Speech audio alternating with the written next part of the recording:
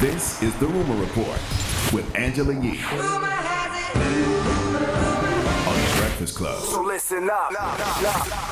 Well, we've been following this story all morning and hate to have to report this news about Takeoff, but he has unfortunately passed away. He's been killed after an early morning shooting that happened in Houston. This went down shortly after 2:30 a.m., according to TMZ, and that's when cops got the call for a man who was shot at a bowling alley. That was 810 Billiards and Bowling, Houston. I was hoping it wasn't true when people were posting it early, but unfortunately, it has been confirmed. And according to reports, they were playing dice. Takeoff and Quavo were playing dice. That's when an altercation broke out. And unfortunately, Takeoff was shot and was pronounced dead on the scene. So sad, man.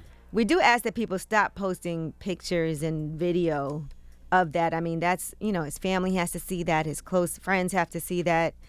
And here is one of their most recent interviews. This is Takeoff and Quavo on Drink Champs. It was always your time. It was your time to prove it. Is that something you had in your mind when you was going in recording? Oh, for sure. Okay. You know what I mean? Enough is enough. Mm-hmm. I'm chill, I'm saying, laid back, but it's time to pop it, you know what I mean? Time to give me my flowers, you know what I mean? I don't want them later on when I ain't here.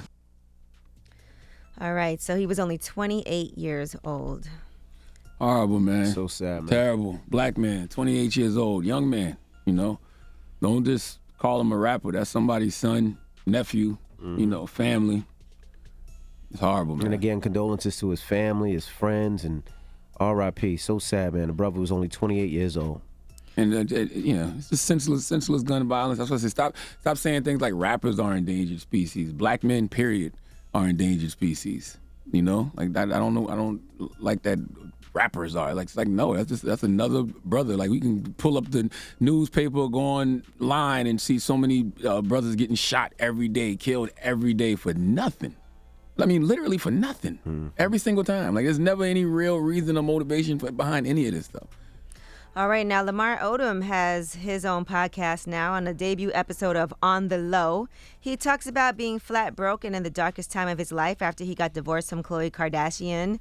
And he also discussed selling his championship rings from when he was at the Lakers. He said that he actually had to pay off his medical bills after his near-fatal drug overdose and pawned those rings in 2016. They were eventually sold at an auction in 2020. Here's what he said. There was a time where when I came about the coma, I checked my account. My was at 00. I panicked. I'll go to a Laker game, and they hooked me up with some good tickets. And I get there, and I see this guy who used to sit right by us. Let's call him France for right now. My man France. So he says, "Yo, Lamar, bought your rings." Nah, I pulled up on him, and he gave me my back for nothing. That's dope. That's amazing that a fan would do that. I wonder how much he paid for those rings, but the fact that he gave it back to him was honorable. He didn't have to do that. He bought them for $36,600 and $78,000. So he spent over $100,000. Mm-hmm. And just was a fan and said, "Here, you can have them. You deserve to have them. You earned them." And he gave him back to Lamar Odom for free. That's dope. All right, now we told you before about Drake coming out during Lil Wayne's Louisiana Fest in New Orleans over the weekend. But he did say that he was upset that Lil Wayne did not bring him out when he performed Mrs. Officer. I guess earlier in Drake's career, that used to happen. And I want to say one more thing. I was a little thrown off tonight because, back in the day before I was Drake, I was Aubrey off Degrassi, right? And I used to be standing side stage. And when Mrs. Officer came on, Lil Wayne used to call me on stage to sing Bobby Part, and he used to call me Jimmy Valentino. I feel like I should have sang Mrs. Officer tonight. I'm just saying. So I just wanted to say, when I get up all in y'all, we can hit her. We can see the sunshine before us. And when I'm in that thing, I make it say. All right. That's still a classic song. New Orleans. I love you. All right. Well, that is your rumor report. You know what, man? I want to say R.I.P. to Takeoff again. Mm-hmm. And you know what bothers me the most about this situation? What? I don't have anything to say that doesn't sound like the same old script. Like been saying before. Like that's what bothers me the most about this situation because it happens so much. Mm-hmm. It's like talking about Nick Cannon expecting another baby. It's just becoming another headline. And it's just like, the people will post their pictures with him and, you know, have these long captions and post their Stories and all old that, clips and interviews and everything. And then next week, everybody will be moved on to something else until the next tragedy we incident. have in here. You know, another tragedy that did happen was Davido. His son actually passed away. It drowned. And drowned, yeah. He had just turned 3. It was in the swimming pool at his parents' house. And, you know, they have not yet commented on their son's death, but the news of that tragic drowning has trended globally. I remember originally I saw the post about it. Then people were saying it wasn't true. But now a police spokesman did confirm to the BBC that he did drown on Monday. As a man, I wouldn't wish those two things on nobody. Like, those are the two things that you just absolutely, positively dread. Yeah.